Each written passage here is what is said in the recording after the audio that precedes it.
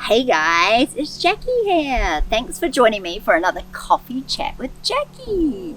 Today we are talking to Masha Cheriakova.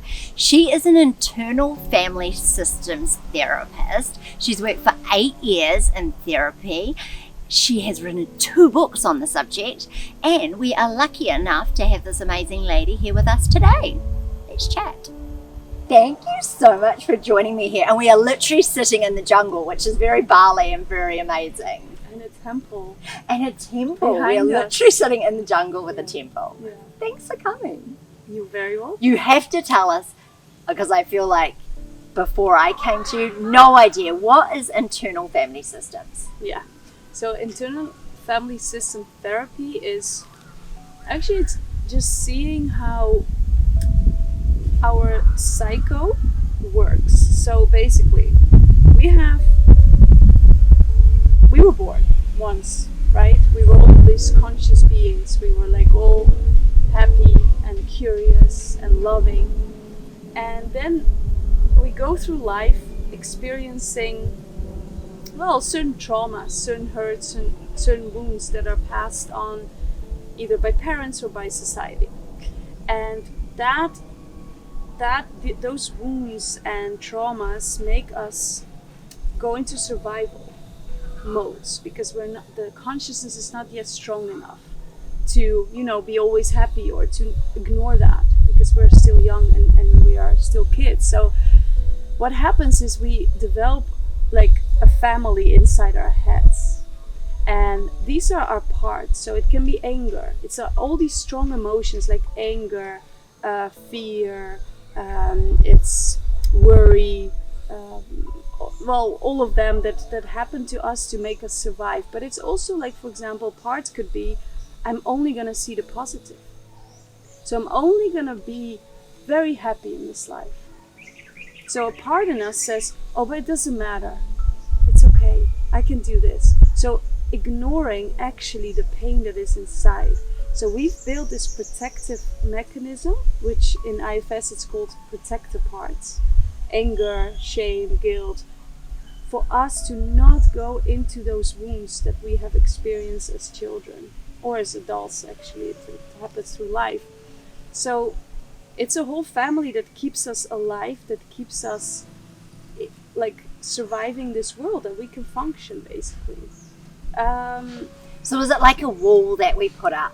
So we feel those traumas, say we're involved in maybe as a child you're in an abusive, one of your parents is abusive, and so we put up these walls. Yes. To survive. As a protective mechanism. And back then, as a child, that was super useful, right? Yes. Because you didn't have any other tools. We just were surviving. We either were angry towards our parents or were hiding, etc. But then we come and we grow up and we still use that same mechanism. We still survive.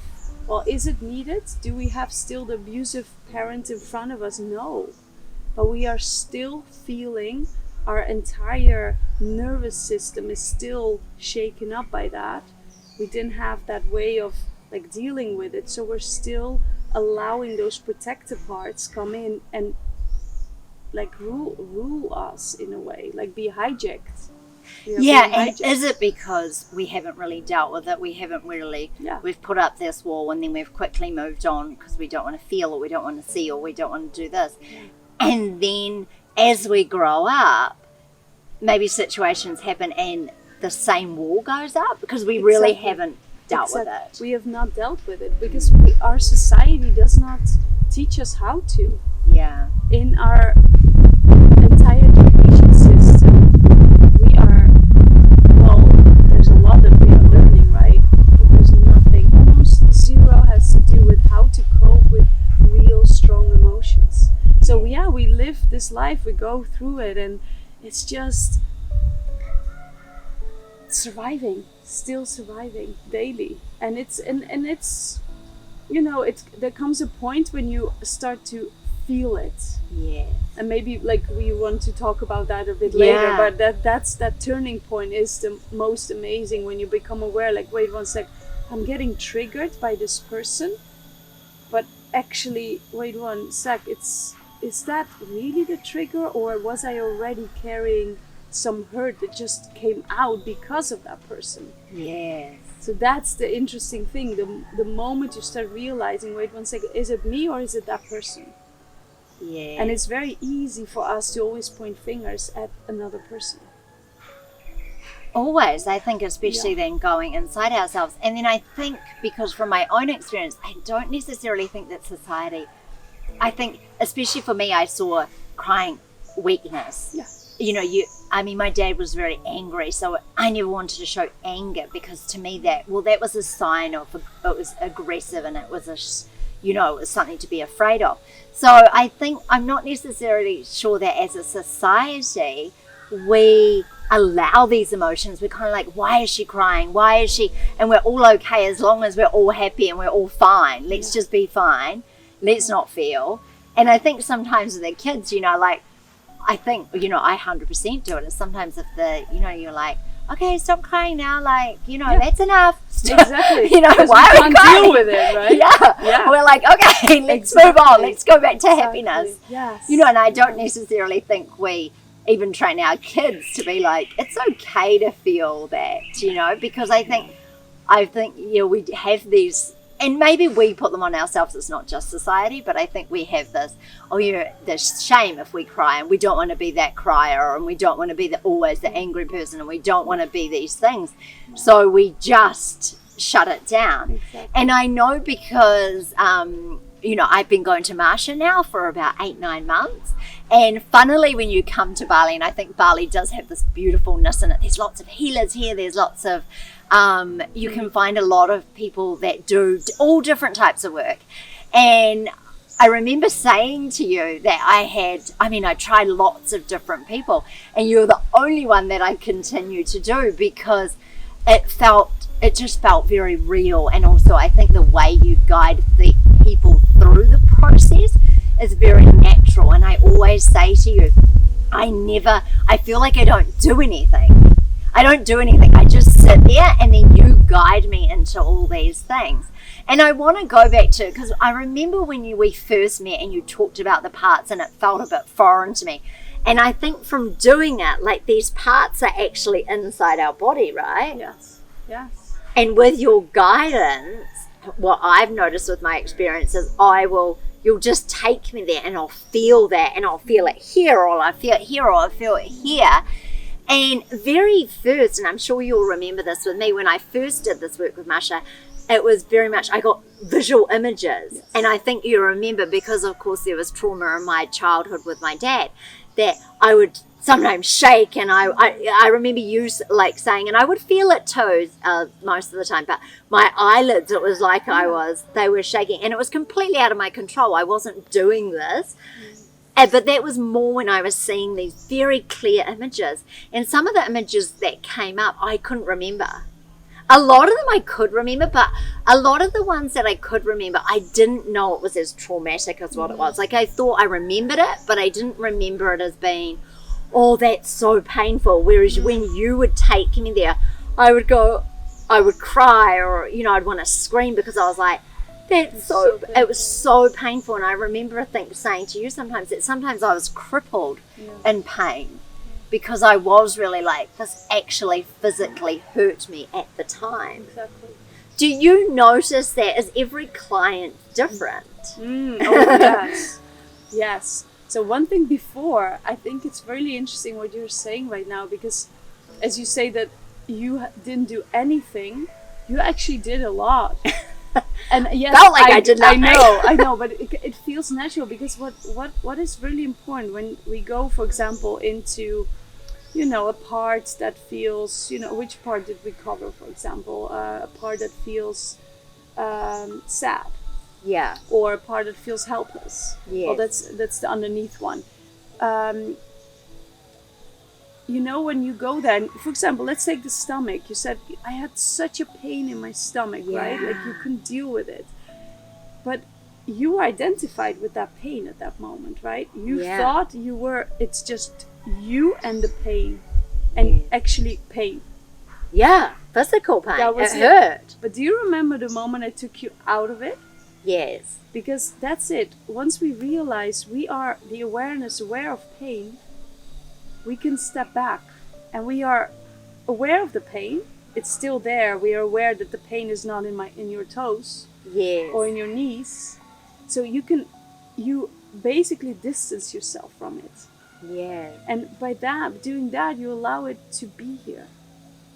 And by doing that, you allow actually other parts to relax, because I am sure that many parts were already like wanting to fight against this pain. Yeah. They were like, oh, let's bring frustration, or I don't want to feel this pain. Let's cause nausea.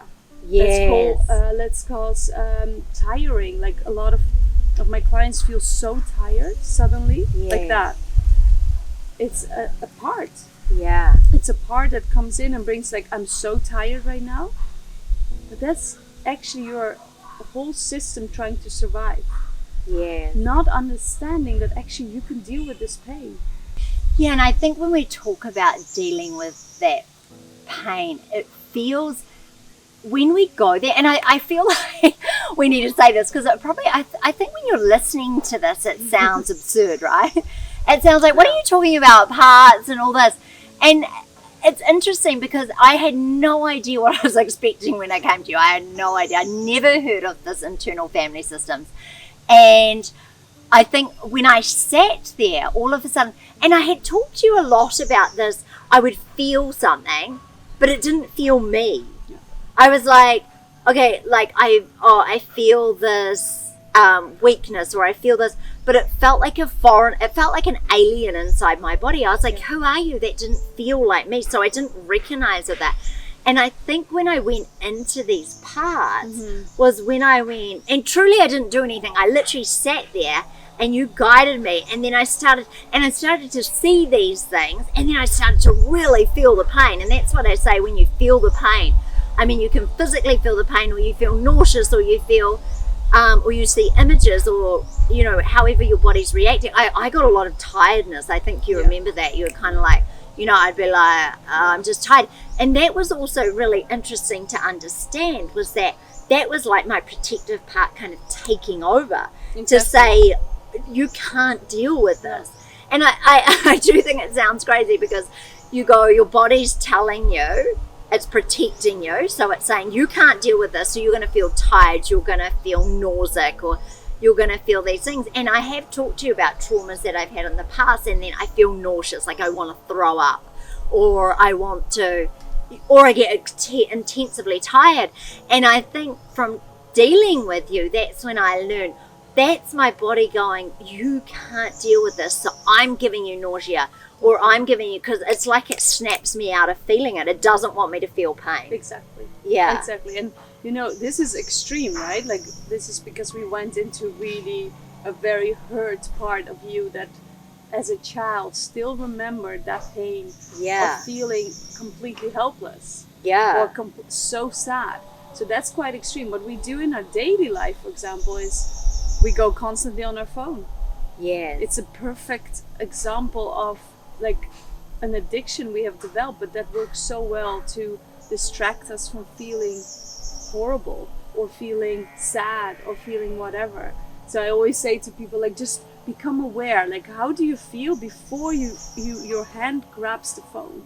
Yeah. Because it's so easy. So it's like, really, our phones we're using as like a tool now. It's like a tool. Like completely. a tool to stop us. Whereas in the old days we didn't have that, right? We didn't have that. So we had other tools, right? But I think so. I think, you know, there was a lot of just, okay, quickly move on, or go outside, or, you know, we just kept busy. And I think that's where the busyness, you know, and I definitely saw that within my mum, was, and so much trauma. Okay, well, let's just get busy, and let's get busy. Yeah. And then we don't have to think, and we don't have to feel, and it's way better to be busy than to not think and feel. Totally. So we're telling you today, you need to stop, think, feel. Actually feel how you feel today.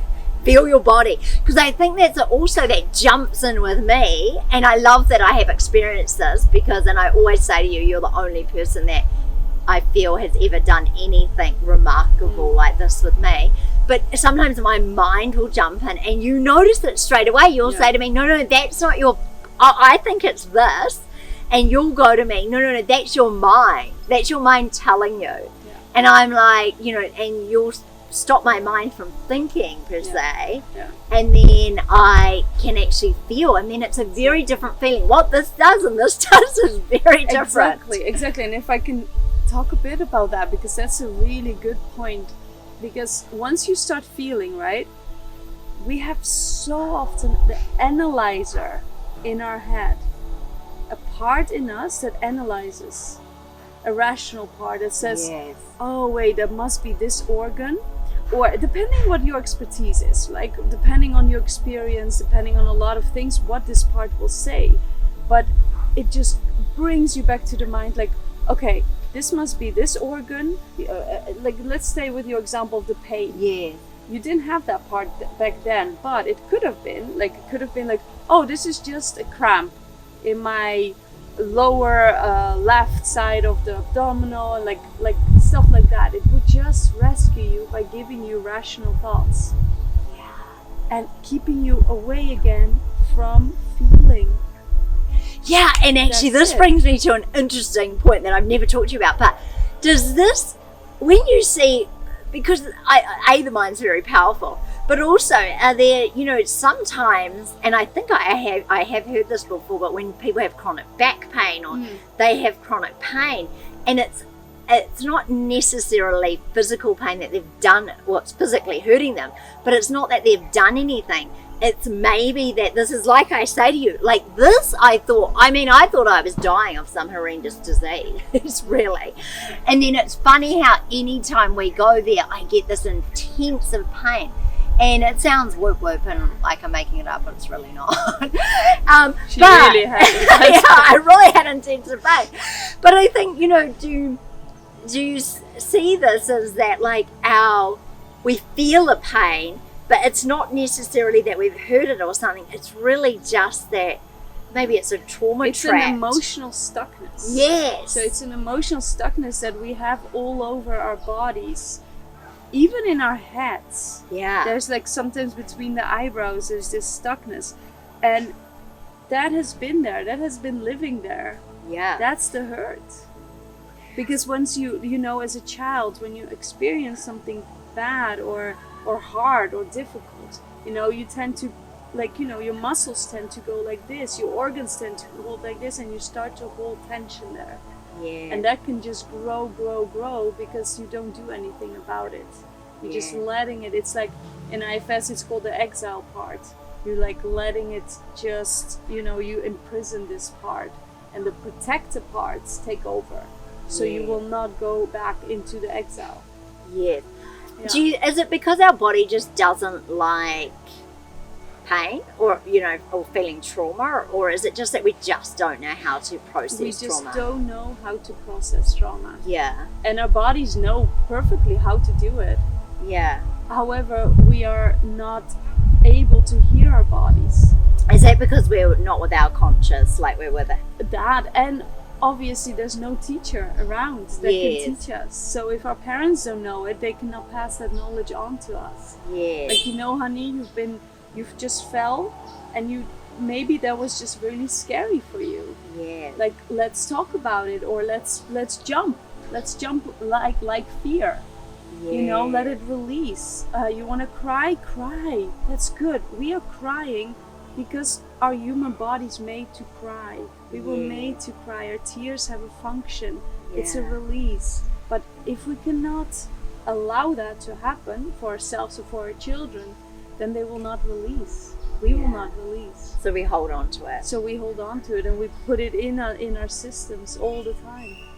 Yeah. Yeah. Why when we see the part, because I've noticed this with me, we see the part, we acknowledge a part, and we feel all the BS. And I do say BS because some of it to me doesn't feel real. It doesn't feel like me. It doesn't feel like, I'm like, who are you? You're like an alien. And I'm not that person. And then why is it when we recognize that we see it and then we can release it? Or, I think sometimes to me, like, different parts of meant different things. Sometimes I've wanted to scream, sometimes I've wanted to cry. Yeah. Sometimes I, even think you've had me like punching and stuff, and that's how I feel within that moment. Why is it that happens? So you mean, why is it that if we acknowledge a part, it releases? Yeah. So it's just because we are not pushing it away. Yeah. So whatever you do not push away, but you just allow to see it with love. I always check in with you, right? What do you feel towards this part? Yes. What do you feel towards? And if you say to me, I feel actually grateful for the job it's doing. So for example, I don't think I say that often. well, you I'm do. more like anger, sadness. That's not true. No, Okay. You say oftentimes, actually, you say quite often, actually, I'm quite grateful for it, or I understand it. Yeah, You know, yes, I do understand understand that this part does what it does to protect me. And when a part, literally, like if the part feels, so for example, I will take my example. I have anger. So you don't have anger, I do. I took it for both of us. Yeah, you do. I have anger. That's my, and that has to do like with my own traumas, right? Anger has helped me. Has helped me a lot in my life to survive. Yes. Anger is what I did best, and I was fully identified with it. But starting to understand that anger every time shows up when I feel helpless changed my life. Yeah. My son triggers so much of my helplessness that I have felt as a child myself. So whenever he does something that is bad or bad behavior, I feel, first of all, there's a bit of helplessness coming up, like I don't know what to do, but no, my anger will not allow that to happen. It comes up and it just shows who's the boss. I'm the boss. You are not the boss. Yeah, because you don't want to feel helpless at all. I don't. And does that go back to you don't want to feel helpless because you remember that trigger from when you're a child, and that helplessness you were like, it's again like I don't it's like, my protective parts, anger and all of them, like I have more obviously, complaining, whatever, worry, all of them have done such a hard job of never making me feel helpless. Yes. Again. Yeah. And then there's this little boy that just goes for it. He shoots. Yeah. And that makes me feel so often helpless. Yeah. But then anger helps me. Yeah. But the moment I was able to see anger, feel anger like everywhere in my body, it just released like, But so what I did is like talk to my anger. First feel where do I feel anger? I feel angry in my hands, I feel angry in my chest, my stomach. Usually my anger is actually my stomach. And then I could just allow it to be here. Having a conversation. Yeah. Like having a conversation with it and just telling anger, hey, I feel you. Yeah. You're here and I hear you. You're really angry. Why, as a child, or when we go into, say, we're in a traumatic situation, why is this the conscious, subconscious, and all that? Why is it that we just can't feel it? Like, say someone hurts us, and okay, I'm just going to feel sad. I'm going to feel sad for a few days, and I acknowledge all the sadness. Why is it? Is this the societal thing and our own preconceptions and from family that we just don't roll with it? That we put up these walls. Exactly, but that's it. Like, who would want to feel like sad for 3 days in a row? Like sitting and crying. I do a lot of cry, just like cry sessions with myself. So I go, I feel sad. I just go into a room and I cry for 3 hours, maybe 2. It's becoming less and less, but I had to do that. I had to let sadness know I can be with you. Yeah. But you're right. It's not sexy. It's not cool to just cry and like I'm so miserable. We all want to be with happy people. We don't want to be with sad people. And that also triggers other people to feel helpless when we are constantly in like. So I always tell my children and my husband, I'm crying, but I got it. Yes, like you don't have to do anything. Yeah. I'm crying and I'm owning my cry, my sadness. So please just do your thing. You can give me a hug, that's okay. Yeah. But do your thing. Just go. But this is part of life. So really, is it if we go through an experience that's maybe a bit traumatic, or we are just uncomfortable in a situation, if we are with our bodies and we actually feel it and we allow it to go, would these parts not be there? Would we not go? Would we work through it to be able to move on through the trauma? Yeah. So I think that it will be definitely helpful. Yeah. Yes, for sure. If you know what to do when you experience a difficult situation, or like a trauma, because trauma is actually just experience something really like difficult. Yes. Like it could be really small and it could be really big, right? But for example, for a child that falls really hard on the floor, and it's not able to actually express that it's scared, or that that it's shaking, but it has to come on, you can do this. Yeah. It's okay. Don't cry. Yeah. That shakiness will still be inside the body. It will not be released. Yeah. So we hold on to our trauma. We hold on to it. Yeah. And our body remembers that. Ah. And Heard that's that saying so many times. Yeah, the body remembers. And you know that. Yeah. You've experienced I really that. remember that. Yeah, Yeah. And it really does remember. And to me, what is even like, it's super important to understand that these are parts, right? Yeah. This is not us. Yeah. This is just a part in us. That's why it's called parts. They're part in us. And I think I didn't realize that until I think, I would talk to you a lot about this, that if, even though it didn't feel like me, I felt attached to it. And I Yes. think I actually went in there was quite a massive detachment from who I actually am to what this part was feeling. It didn't resonate with me. And so, but I think without going in there, it feels attached to us. It feels like, well, this is us. This is me. Yeah, this is who I am. So angry right now. Yeah. Like I can just la la la la la, and you just spit that fire, and the part is spitting fire, and you're being hijacked by that part. And until that moment when you find space, until that moment when you really when you feel, wait one sec, okay, this anger is here, but who is actually right now feeling the anger? Yeah. Who is feeling the physical sensation? And that's the moment. That's the enlightened moment in a way, because that's when you go to your consciousness. That's when you go to your awareness, because you're aware. Yeah. Your awareness. And that's a beautiful moment, and you know how that feels like when you feel calm.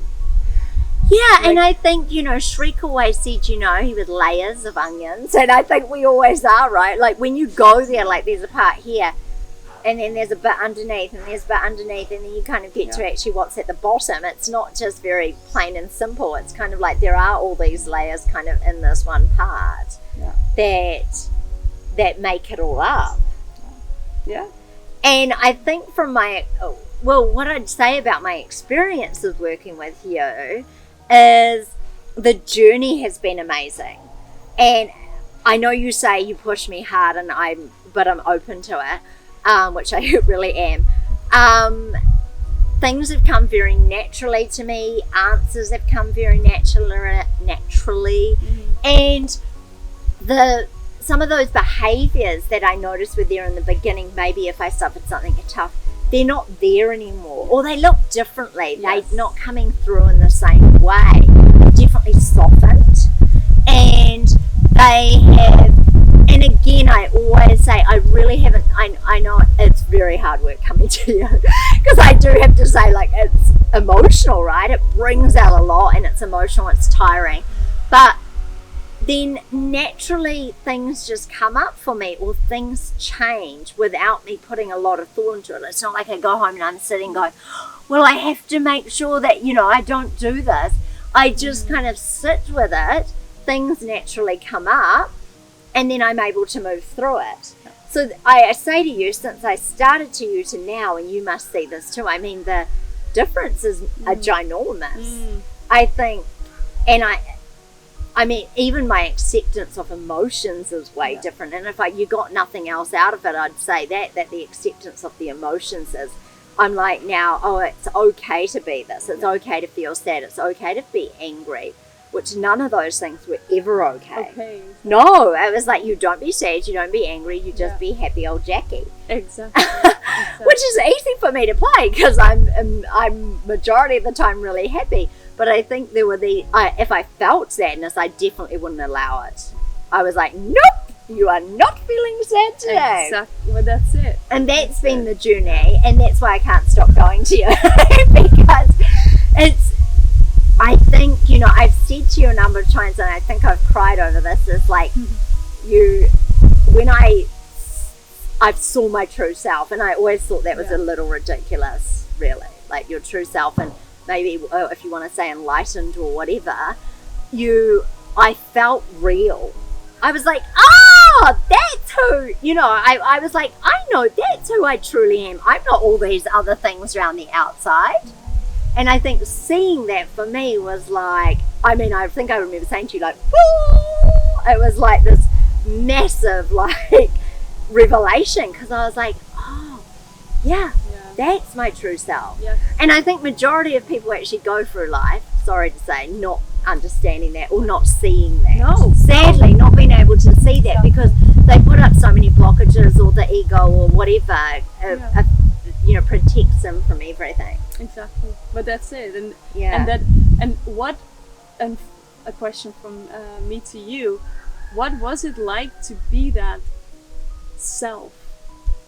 How did that feel? It was mind-blowing. It was actually mind-blowing because I knew she was there. I did really, like, if I think about it, I was like, I knew all these other bits weren't me, and even though I felt connected to them, I knew they kind of weren't me. And then to actually, and I did say I still physically, like, I visually saw her, and I felt her, and I felt her strength, because I think when we first went into her, I can't remember if it was anger or aggression, and then underneath her, you asked one question, I can't remember what it was. I was like different. I was like, she was confident. She was, she was the complete opposite of what I was feeling. Yeah. So she was the complete. So you were that, right? And I was completely that, but it was that being able to see her, and I was like, and it was really, I think I cried for a long time with you on it, because it was really like, it was just like a light bulb went off. Yeah. And I was like, wow, that's you. And I want to live my life with you. I don't want to live my life with all these other bull crap things that didn't feel like me and weren't me, even though I was attached or connected to them. Exactly. So to see her, I was like, me and you, let's hang. Because, and so I think to get to that stage, and I have to say, I worked bloody hard to get there, and you worked hard with me. Yeah, it was a tough journey to get there. But to get to her, it was just so, I think it was a game changer. Yeah. And it was a game changer in life, because I went, I think all of us at some point want to live our life to the fullest. We want to be the best versions of ourselves we can be.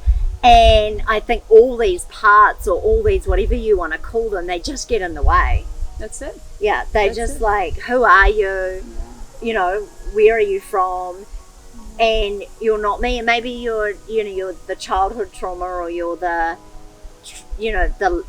I don't know, whatever trauma you've gone through. But I think that was, for me, it was a game changer, and that's how I want to live my life. I'm very much live that life like that, but I didn't know how to get there. You got me there, and then I was like, this is the life I want to live. I don't want to live that scared or sad or angry, or still that 7-year-old child scared of their dad. Exactly. I don't want to live that. Yeah. I don't want to be that. I want to be this grown-up that can handle emotions and be like, no, my true self wants this, And you know what is so beautiful about a true self? You were born like that. I know. And that is just, it gets lost. And it gets lost because some parts try to make sure that we are surviving. Mm-hmm. But it's still there. Yeah. You just have to remember. You have to remember, and it comes up naturally. You remembered. I remembered, but I have to say it took a lot of layers and quite a few sessions to get there, because there was a lot on top of her. Yeah. But you know, to get there, and I don't think I ever thought I'd see her. Not really. And I say see her again, which probably sounds crazy, but I did see her. And I don't think I ever thought I'd see her. I don't know that she ever thought I'd there. Or I thought, and maybe this is what a lot of people think, is I thought I was my true self. Even though these parts that came up, I was like, who are you? Don't like you. Don't want you here. Don't know who you are because you feel so foreign to me. I still think I thought I was living my true self. Yes. I think so. Yeah. And maybe that's it. We're all kind of, whether we close it off or we want to believe something different, we think that we're living our true selves. Yeah. And if we don't know, we don't know. No. Right? If we're not aware, we are not aware. No. We just live and live. Yeah. It's been so amazing. It's been so amazing to chat to Masha. And I want you guys, please, I'm going to put Masha's details here because she does do online. I know she's based in Bali, and you're more than welcome to reach out to her if you're in Bali. But also she does online classes, and I can promise from doing the sessions that it will work online too. Like it's not something that you have to be physically in the room. No. I love that I can be physically in the room because I'm such a physical person. I like to give you a hug at the end and stuff. But I think for the online it works amazingly too, because it's just you take us in there. Yeah, and most of the times you have your eyes closed anyway. And what I notice is really important is that you can be in your own safe space. Yes. You know, you can be in your own room, which creates already a safety that you have to have with a therapist, right? Cool. So it's a small detail, but it's a really important one that I notice with my online clients, that they keep saying, like, actually, I feel we even can sometimes go even deeper online. Yeah. So that has been like quite cool to notice. Yeah, and I think because so much is about your voice. It's your voice that guides you. It's the questions you ask. You know exactly what to ask to kind of get you on track, or if you're off track, you are able to pull. You know, I think sometimes my mind jumps in, and you're able to pull me back to my body. Exactly. So yeah, I hope you enjoyed our session today with Masha. It was amazing to have you.